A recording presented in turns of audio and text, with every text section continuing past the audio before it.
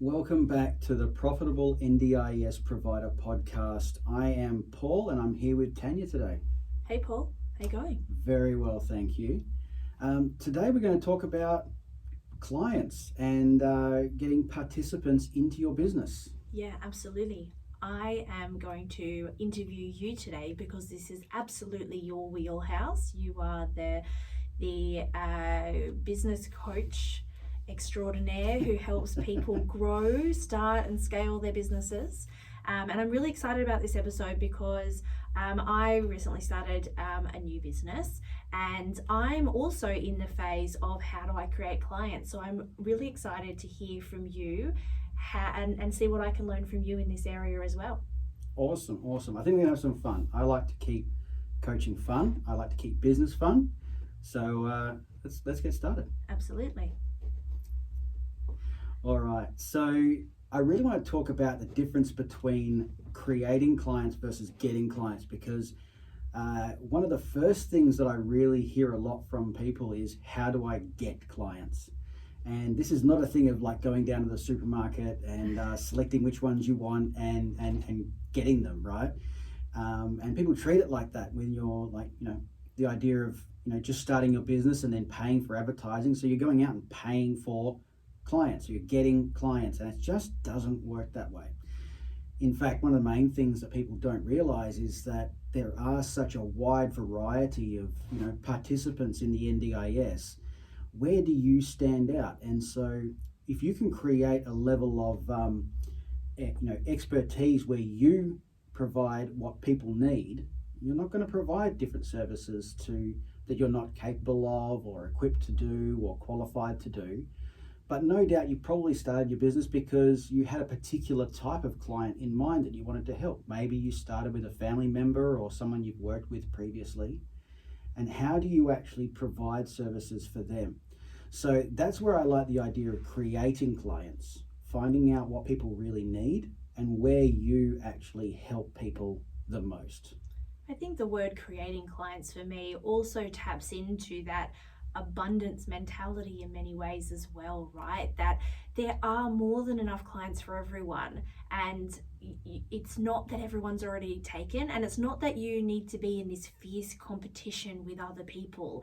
It is that you create and attract clients who are meant to find you and want to work with you. Yeah. And I know that's something that I've been really conscious of, is that I don't want 100 clients. I want the clients who want to work with someone like me, and I want to be really authentic in my marketing around who I am and what I do, but more importantly, what I don't do. Yes. So that I'm only attracting people to that need what I have to sell and need my skill set, so that I'm complementing them. I know really clearly what my skill set is, and I want to offer this specific product or offering or service to this specific person or type of person.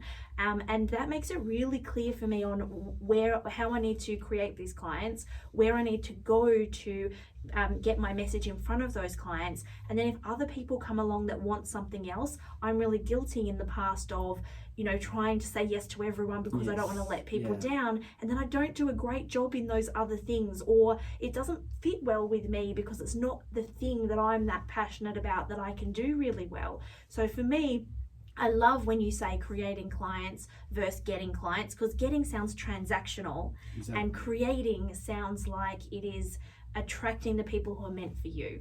Absolutely. So it's one of those things that I really find that, people put out, like, let's take something that probably most of our listeners have done, started your business and put up posts on social media. Yes. Right? I think just about everybody has spent way too long on Canva making a really nice post and deciding over the words and everything will be on there. And they put these posts out and then put them into groups. They put them on their business page. And it's like, here I am for the world to see, but the world's not really seeing you.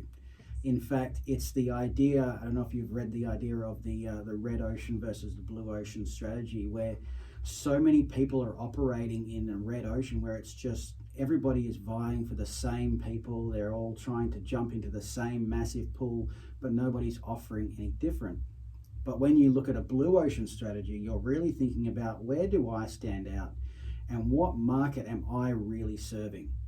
And so when you just have the idea of, I'm going to put out some social media posts and someone will see it and I'll end up with some clients, that's a getting mentality. Whereas in the creating mentality, you're really looking at what value can I provide to people up front?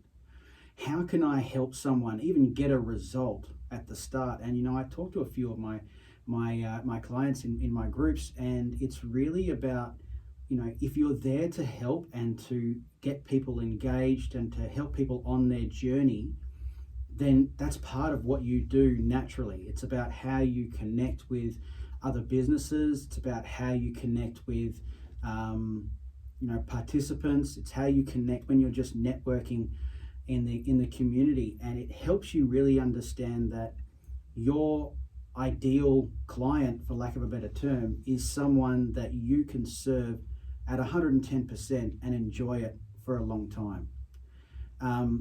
One of the things I like to make sure people really understand is how important it is to know your fit in the market, where you stand out. And I know you've probably been through this, as you were saying, having those ideas of who you can serve and who you won't serve, right? And so I often like to ask the one client scenario. If you could only have one client for your entire business, who would that ideal client be? Yeah. What needs do they have? How are you serving them? Even down to, what sort of demographics and psychographics are we looking at? Locations, age, all those sort of things, and then their wants, dreams, and desires. If you actually have a picture of that ideal client, then it gives you a much better idea of that group of people that you're trying to connect with, and really understanding where you sit in the market and how you help them. And so what are some examples of that with the NDIS providers you work with? What are some examples of how people have been able to figure out the community that they want to serve? Yeah, absolutely. So I worked with a fantastic guy in Sydney who started in the industry from nothing, but having worked with a family member. And I really love working with my family member who's a participant, and I'd like to do this on a larger scale. And but I don't know where I really fit. There's so many people doing so much stuff, and he'd sort of put out the generic Facebook posts and that sort of thing.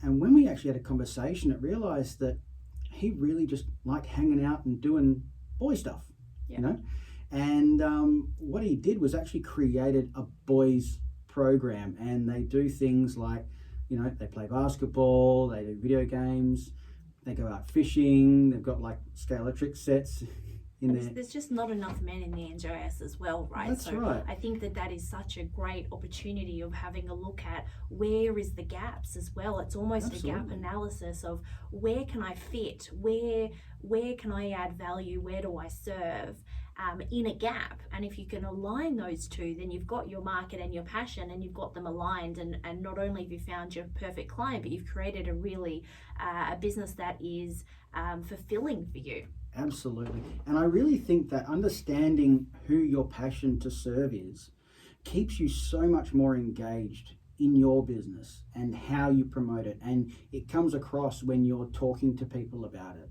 and people understand your passion to help that sort of area.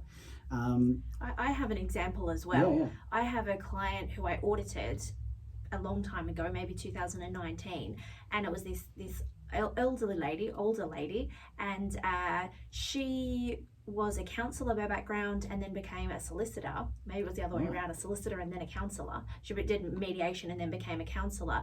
And then she became a plan manager in the NGIS because her husband was vision impaired, and he needed help going through the process. So she used her skills to help him understand how to get into the NGIS as it rolled out. And she saw that his whole community, the blind or vision impaired community, all needed supports. So she had a bookkeeper on staff who became a plan manager, and they started managing some plans. And she had, and I can't remember how many, it was just, for me at the time, it was the most amount of clients that I had ever seen with one plan manager. And I said to her, well, how did you find all of these clients? Because it was one lady, and I think, I might be exaggerating, but it was like 1,000 clients that she had, and it just blew my mind. And she said, well, I wanted to keep helping people like my husband, and he is vision impaired. And so I didn't want to help everybody in the market. I just wanted to help his community and his friends. So that made it really easy for her from a compliance point of view. She could then re-look at her systems and go, okay, well, my welcome kit, all my messages and all my communication needs to either be verbal then, or it needs to be in Braille, and it needs to be a mix of both. So I don't need to worry about easy read documents, because that's not even going to be relevant for my participants. I'm going to make everything in Braille and in audio, and I'm going to go to everyone's houses for their initial meetings. I'm not going to make them come to me because she had, she was in the middle of Penrith, she was up many stairs, you don't need to catch multiple public transport, and she said, I know that the vision impaired community don't like going on public transport and don't like going to new places. So she would have one day a week where she would go and visit all her clients in their homes, and out of that her business just exploded, and she was meeting her own needs, I assume, because she was helping people that she wanted to help, but her business went from strength to strength, and she went from plan management to then also offering allied health services through her networks, only through people, because she saw that everyone needed allied health and was really having this barrier of her clients being able to find allied health that would come to their home, that would meet their needs in the communication method they required. And so she helped these allied health access her clients, and then she added that to her registration herself. And that's how she grew her business, from knowing her client and growing from there, which kind of comes back to how important it is to know your market fit and know your target market. It also comes to your point around the vanilla versus the hokey pokey. Look, it's one of those things. I'll be honest, I am a bit of an ice cream fiend. I love ice cream. But if I'm looking for ice cream, I'm not looking for vanilla. If I have a choice between 31 flavors, I'll be choosing the hokey pokey, right? And so, but that's the thing, is so many providers are offering vanilla. They're offering 37 different services to 7 to 65, and they say, oh, if I cast a wider net, I'm likely to get more fish. But that's just not the case. In fact, it just means that you're competing against about 90% of the market, right? And have no messaging, no USP, no. And look, again, from my perspective, it brings it back to, from a compliance perspective as well, managing 36 registration groups and all of that complexity just adds complexity and cost and headaches that don't need to be there. If I was that plan manager that was dealing, I know I've got 2 registration groups and that serves 80% of what I do. The client that you said, if he's doing boys groups, that's one area of registration, and then you can really make sure that you're getting a return on investment on all of that compliance as well. Exactly. On everything that you do, return on investment on your marketing, return on investment on your quality, return on investment on everything you do in your business, rather than this vanilla approach or this spread out approach that I'm going to be everyone to everybody and do everything. Look, I'm going to say something that might make some people upset a little bit here, all right, which when you're trying to promote things, it's difficult. But if I hear another time that we treat our clients like family is your headline for how you treat participants, I'm sorry, but you are in the middle of a swamp of all the other providers who all say the same thing. Generic messaging. Generic messaging is always going to leave you at the bottom of the pile. The more specific, not about you, but the more specific about the people that you help, is always going to make you stand out. And I'm a special needs teacher by background, and I loved working with children with cerebral palsy. That's why I started with children with cerebral palsy, and then I ran groups, and I also had children with autism in my early intervention groups. And I really see that autism and children is my passion, so I just gravitate there. But I love when I see a provider who is really clear that they work with children from birth to 5 years old, supporting language development, or and then you can wrap your services around it and be really clear. And the other thing, I know we're doing an episode soon about your business culture, but if you can get all of your staff to align with that as well, then finding staff is easier too. It's so much easier. To find those other people who are passionate about the people you're passionate about, because I think all of that just makes so much sense. Oh, we're going to have a lot of fun with that episode, I can tell you. The next question that I had for you was, are there enough participants for the number of providers out there? I think there's about 10,000 registered providers, probably another 5,000 unregistered providers, 500,000 participants, I believe, somewhere around that, growing at at large numbers. I heard recently that the NDIS is going to blow out by $3 billion this year, and by 2032 it's going to be at $85 billion spend a year. Yeah. It's a lot of money, but Bigger is than there too many Medicare. providers?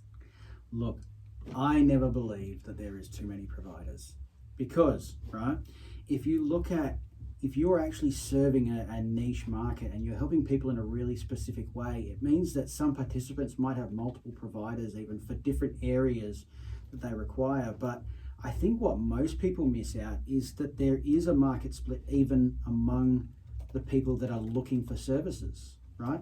In any market, in any given market, there's about 3% of the people in that market who are currently looking for a service to be filled right now, right?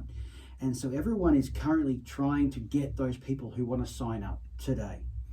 Problem is that's missing out on 97% of the market of people who need your services in a month's time, in 6 months' time, in a year's time.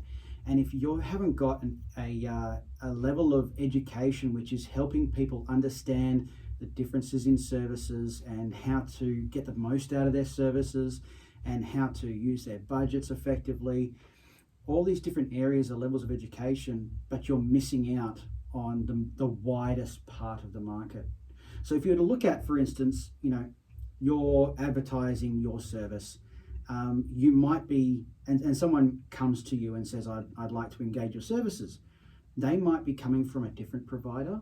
They might have had their plans renewed and they get new services available to them. Maybe they're unhappy with their current provider. Maybe they've just started on the NDIS.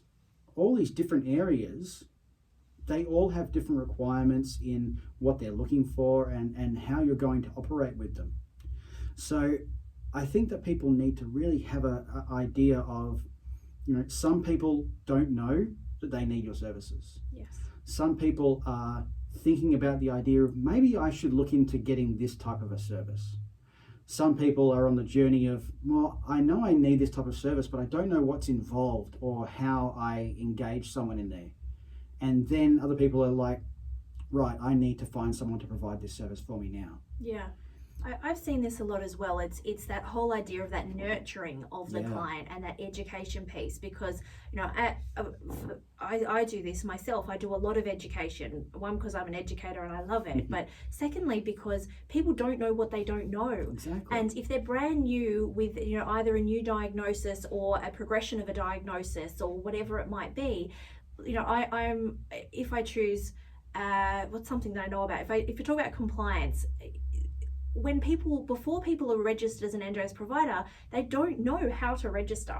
Yes. And they don't know what registration groups to choose, and they don't know about audit. So I need to demystify all of those things and break it down. Mm-hmm. And I imagine if I am a plan manager, then I need to explain what a plan manager does. I need to explain how it works. I need to explain the 10 steps to getting your plan and that journey that you go through. I need to explain how I'm different from other people as far as maybe I do monthly statements instead of quarterly statements. I'm not sure.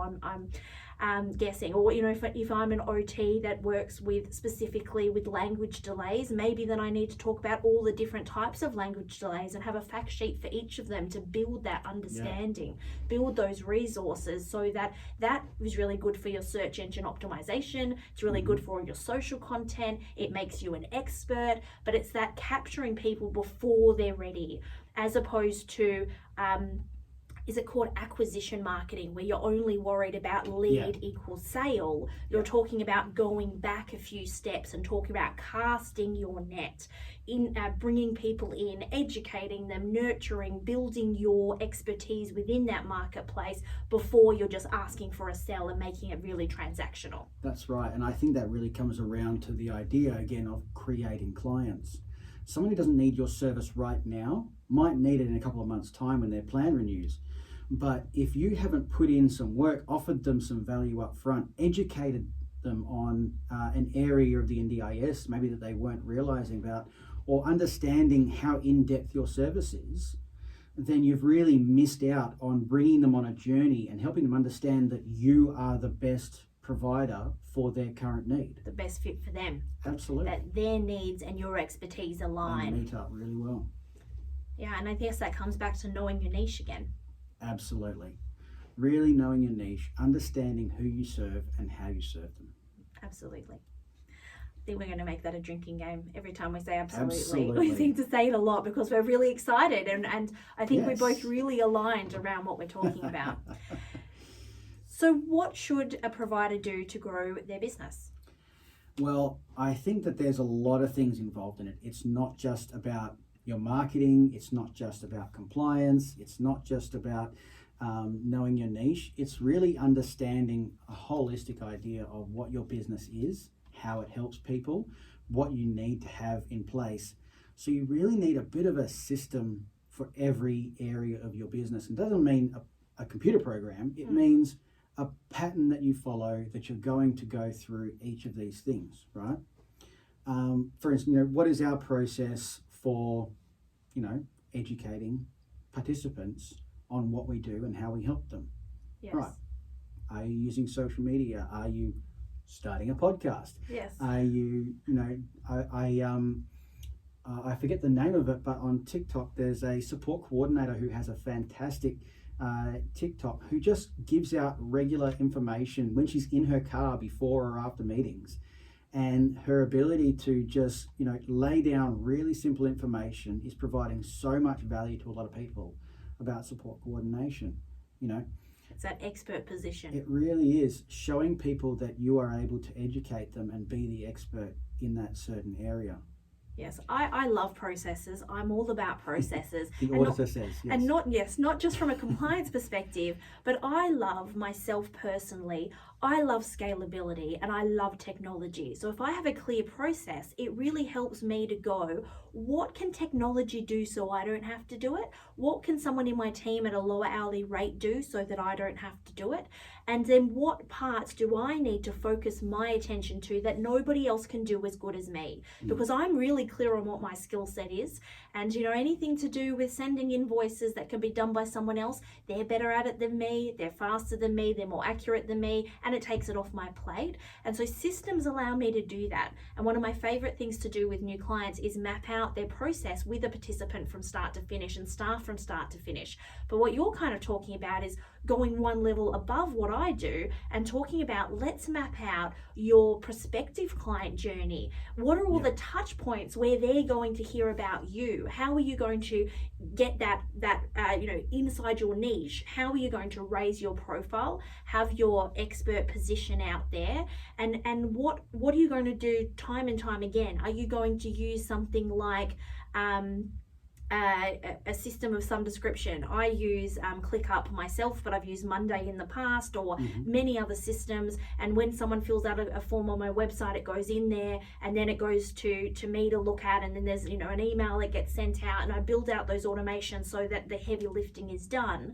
And you can look at that and I guess create that sales funnel type of thing of, at the top you're collecting a lot of clients' information, and then slowly you're doing conversion over a period of time.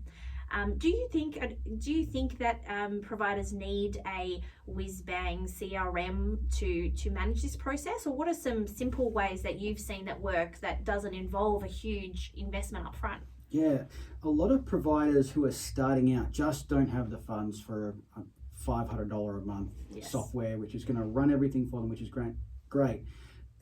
Just on that, you do need to get to a point that you do have that, because $500 a month is cheaper than a few $1,000s a month employing someone to do it all manually for you. Yes. But when you're starting out, I've actually got a template of a spreadsheet that we use in our group that just keeps people's details in one place. It connects to Google Drive, even using a Trello board, just to make sure that you have a system that you can follow through, where you know where people are at, people are going to in your process, not necessarily just clients, even people that you're connecting with and moving through the process of your business.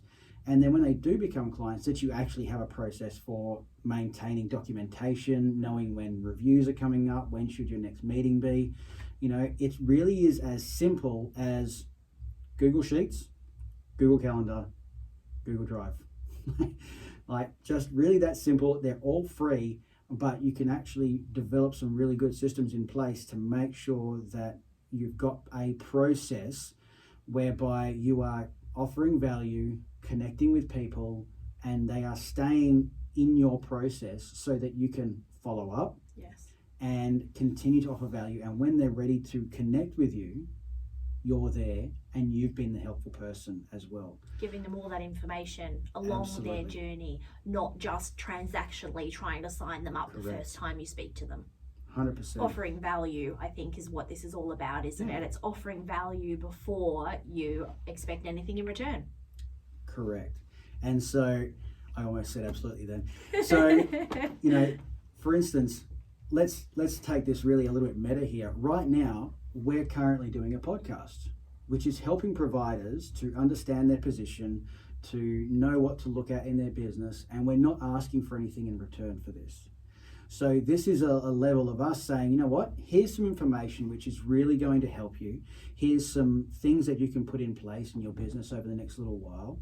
And this is helping you guys understand that there's things you need to do. And maybe you're being enlightened over the last few episodes, and definitely over the next few episodes to come, about things you may not even have a thought about.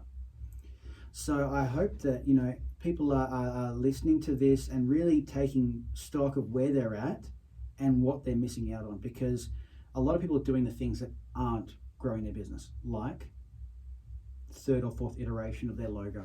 Yes. Redeveloping their website for the 6th time. Yes. I'm guilty of doing those things too. We did talk as well around, as far as growing your business grows, around this idea of pre-making decisions. Why don't we talk about that? Yeah. So I have a system that I use for deciding whether or not I should do something, and it's along the lines of non-negotiables. So I have non-negotiables in my life, in my business. For instance, if I just look at who I'm going to work with, that's sort of one area. I do work with people who are generous, who like to learn. I do work with people who who are teachable, right? I don't work with people who are stingy with their services. I don't work with people. I actually have a list of comments that if someone opens a conversation with me, they're already on the back foot, right? And I don't work with people who are always trying to screw down the numbers of who they're working with and what's happening, because it means that I don't make rash decisions, and it means that if I'm pre-making these decisions, yes, I'll work with these people. No, I won't work with these people. It makes it a lot faster for me to move where I want to go. It means that I will invest in X, but I will not invest in Y. And it means that I don't have to worry about a lot of the things along the way that can really distract you from where you want to head. Yes. I think for me that really sounds like you're really clear on your values, as well as being really clear on who you want to work with. You're clear on your values and the people you want to work with. And I think that's really important. It took me quite a long time to be clear on my values and clear on the values for my organizations. But when I went through the process, so in Strawberry Solutions, my e-learning business, and previously in Provider Plus, my NGS registration business, we went through the process of engaging a scaling up coach, which is a specific methodology to take your business from X to X. And it's supposed to double your revenue within a short period of time. And look, it worked really well. But the first step in that was, one, creating your vision for the future and what they call your BHAG, your big, hairy, audacious goal. And then from that, you create what your values are. And from your values, you're really clear on what can you do the best in the world, who do you want to work with, and then by talking about your values within your organization, you help attract other people to your organization who might not, I think if we're only going to hire people like us, that's a risk, because then you have other people who have other skills that you don't have. So I don't want to hire in my business only people who are compliance people like me, because I also need people who are great at marketing who are different than me. Yeah. But if we all align around those values and our clients align around those values, then our whole ecosystem operates like we do, and we're living in this world that fulfills us from every angle, from every part of our lives. Yeah, and really, I think you hit the nail on the head there. Really knowing where you're going, what's that big goal you're heading towards, is really important. So next, I think we should be talking about, how does an endos provider find their first ever client? Because this is a question that I get asked as soon as I get people through registration. Now, how can you help me get my first client? Look, first client, most people say, is often the hardest one. Yes. I have spoken to a few people who have, like, for instance, started with a client because maybe Yes. they've been asked to get started or something like that. But even that first client that you have to promote for, the first client that you have to advertise for, You've got right? to put yourself out of your comfort You've got to put zone. yourself out there, right? It really does come down to that. Being out of your comfort zone, making sure that you actually are out offering value up front to people, and if I can say, face to face, right? So actually understanding, first of all, that idea of who I want to serve, how I'm going to serve them, having that really clear. Making connections is always the hardest. And I say, people say, how do I get in touch with support coordinators? They never respond or get back to anything like that. The more niche, the more clear you are on who you serve and how you serve, the more you stand out. So if I could leave you with one thing, it's really about, if you could be top of mind, you'll be first in the list, right? How do you stand out? Yes. How can people remember you? Because again, being, family centered or in the industry for a million years, same as a lot of other people. It really then comes back to what we're talking about that expert position as well. And so I like the idea of networking, and you run some amazing networking events that I've been to, and everyone gets to introduce themselves, and you get to meet other people who might need your services, who might be interested in working with you, and starting to build those connections. But I think it also goes past that transactional, well, you give me your card, I'll give you yours, and actually go out of your way to do something for those people. Figure out, well, how do I help you? And I do this. I have a great network in the education space that I fostered for many years, and I'm building one in the disability space in Perth, because I'm new to Perth. But I find that I'm constantly trying to give more and let people know that this is where my expertise lies. This is what I can and can't help you with. And I probably do spend a lot more time speaking to people in the first instance, rather than previously at other businesses they would need to pay for a consult with me before they could ask me a question. Well, now I do things like the Ask Me Anything every Friday for free, where people can ask me questions for free. And if someone sends me a message and asks me a question, I'll flick them a link to a free 15-minute chat with me, and we'll do a 15-minute chat for free, so that they can see that I can answer their questions. I get to know a bit about them, and I'm also trying to determine if this is a good fit for me, because I'm quite selective with who I work with. So it's kind of both ways. They get to know you, you get to know them, as opposed to saying, well, I don't do anything, I don't get out of bed for under $1,000 a day or whatever it might be. It's about, I feel like in the past, it was everybody was around, let's get paid before we do anything, and let's be transactional, when now the world is moving to, let's give first, let's give back first, let's be clear on who we are and what we do. And I think that's the hardest thing for a new provider, is that they don't want to cut off. They don't want to niche. They don't want to help one client, because by helping one client, they're saying no to 10 clients. Is that a mindset thing? Absolutely. It really makes you stand out if you have a tighter niche of who you help and how you help them. So making sure that you have a tighter niche helps you stand out as like a hero in that sort of a space, right? And as we said before, if you are marketing to the whole NDIS, everyone there, you're drowning in a sea of people that are all doing the same thing. So the more you stand out, the more you sort of sit above the crowd in that special area, the easier it actually is to connect with that ideal client, because it means you're offering value to that person, and they can see you, They can see the value that you're offering, you're educating them and taking them on a path. And I think why that works is because we're all just human, and we all, more than anything, want to connect with people like Yeah. us, and we want to be sure that the people we're engaging we can trust. Yes. And all of that behavior builds trust.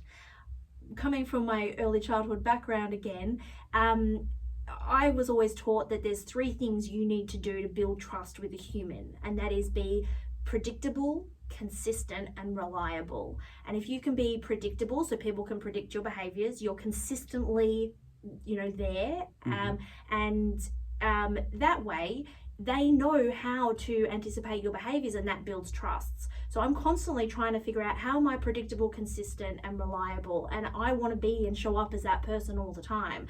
And I think that sometimes people forget how important trust is. And when I was a nanny, or when I was a preschool teacher, parents are giving you their most valuable things in the world, their children to look after. And I have tried, I hope I have successfully built trust with people so that they would trust the care of their children with me. And whilst I don't have any children with disability, I would feel that this would be the same if I am engaging someone to look after a loved one in my life who has a disability. That I would really want to trust that provider and trust that support worker. Yeah. And for me, that would be the number one reason I would stay with a provider, would be that level of trust by having strong relationships. Yeah, look, I think we could probably summarize most of this into, offer value up front, be ready with an open hand to give, right? Yes. Build that trust and really know who you're working with. And that's all before you get your first client. Yes. Right? Yes. And so that's that idea of creating clients, offering that value up front, being reliable, helping build trust in that space. And then, on the back end of that, having those systems in place to make sure you're actually offering what you say you can do. Yes. And then we get to the compliance side. Always exceed expectations Absolutely. as well. So now we found our first client, we've got through that hurdle. How is it different finding that second client? How is it different when you have one client? If you've got 5, 10 clients and you want to scale that to 20 clients, are there other ways? Because is it the same method to get to one client as it is to get to 100 clients? Definitely not. There's a glass ceiling that most people don't realize that they have. And most people have a cap. Right? So for instance, a single provider can only help so many people, a single person, right? And then you start to bring in some staff, but then the systems that you have in place to get those first 5, 10 participants really don't scale beyond that point. And so then, the owner needs to actually stop providing services and actually start looking after their staff and be more focused on bringing in the clients or whatever that area is that you are specifically really well trained at. Yes. And so systems change over time. And I'm talking to a lot of businesses that are trying to do the same thing as when they started, and they're just plateaued. They're at that same place for a couple of years and can't get beyond that point. So things need to change. Perspectives need to change on how you operate your business. And to be very honest, that's the point where an outside set of eyes can actually bring in the idea of maybe this isn't working like it used to because you've outgrown that model. Your new model needs to have a couple of specific areas where you can now help more people on scale, because when you've got 2, 3 staff, it's really easy to make sure they're all got a similar culture to you, and we will talk about culture in another episode. But when you've got 20 staff, that's a much different process. By keeping those people accountable, making sure that you're hiring people that have similar values to you, it makes your business grow and scale, but you can't be doing the same things when you have 2 participants. Yes, and it is this shift from when we start a business. It could be like me, it is the person delivering the service. So you have someone who is a support worker or a RN or a OT, and they're delivering the service. And that's really easy to scale, but you've only got so many hours in the day. Yeah. So once you've maxed out your 36 hours in the week, let's be honest, if it's your business, let's talk about 50 hours in the week. Yes. Once you've maxed out your time, you then do get 3 staff on board. And once you have more than, let's say, 7 staff, you then need to either get someone to manage those staff, or you manage those staff exclusively and you stop providing supports. And that's the first challenge where I see people really struggle, is that move from, I can't control everything anymore because when I did it, I did everything perfectly because I care so much, because this is my livelihood. I've now taken a step up. I've got other people doing that. I've let go of a bit of control. And then that next jump up where there's too many people for them to manage and they need to hire a manager, and then they've got them up here and the support workers or the staff on the frontline staff, and they've got a layer of management. And then them taking that step up from managing the support workers or the staff to managing managers is another big jump, which requires more resources, more skills, and you need to be a different person in that organization. Correct. And some people are built for that and some people aren't. But really knowing your strengths, and so working with someone to understand, what is that 20% of things that you should be working on that produce the 80% of results. Yes. Because not everybody is, a bulk team manager. Yes. Maybe you are the person that connects and networks and offers value up front, but you need a manager to look after your team. Yes, or to run the operations. You Exactly. might be a great people person and managing staff is right, or you might be really good at engaging participants, so you become more of a business development type role in the business. And Paul, this is the type of work that you do. Can you give us a bit of a walkthrough of your Momentum program and your Profitable Provider program, and I guess what these offer and how you help people in this journey? Yeah. So with the Momentum program, we started that about 3 years ago, which was really just to help small providers who are starting out, or you've got a couple of participants, to really understand a few of for instance, the fundamentals that we've spoken about today, and to have those things in place. So we just take you through a process, because at that point, it's really stock standard. You need to have a system for offering value. You need to have a system for onboarding your clients properly. You need to have a system for, bringing on your first sort of staff members or few, and a way to actually have that business growing in a progression. But then as those businesses grew, we needed something for businesses that were, becoming more diversified in what they do and are much more specific. So we built the Profitable Provider program, which is much more of a tailored, one-to-one and group mastermind to help providers have much more tailored help in their business and take them through a process of growing over the period of a couple of years to get beyond that cap that you can reach at points and bring in the team that you need and take the business to where you want to go. Now, some people want a business that has 5 participants and they want to build that and they want to make it brilliant. Some people want to help a lot of people. Yes. And so often you grow beyond yourself, but you need things in place to make that happen really well, ethically, compliance-wise, business structure, all those sorts of things need to be in place. I love the idea of that, and I kind of wish I had something like this when I launched my first business when I was in my 20s, because I often and sometimes still find that working as an entrepreneur, working as a business owner can be quite lonely, and it also can mean that you don't have people to bounce those ideas off. Is that one of the benefits of being part of this program, other than your wonderful coaching?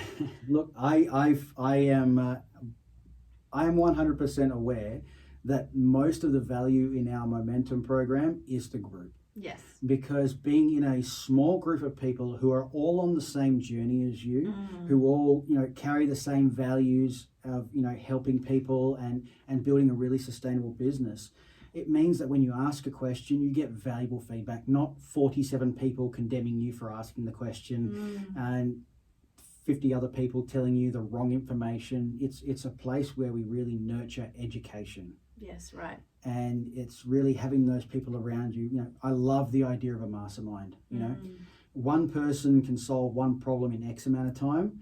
10 people can solve that same problem in so much shorter amount of time. Yeah. And they're all sharing their experiences, and they're sharing their journeys, and they're sharing what has and hasn't worked for them, and that collective wisdom. Yeah, correct. I mean, we've had people go through the program and they started, with just a few participants, and now they've got multiple locations. Yeah, right? amazing. But it's for the fact that they were able to ask questions of people maybe who had been there before, or they were able to, you know, network and connect and really understand how people did it their way and see what works for them.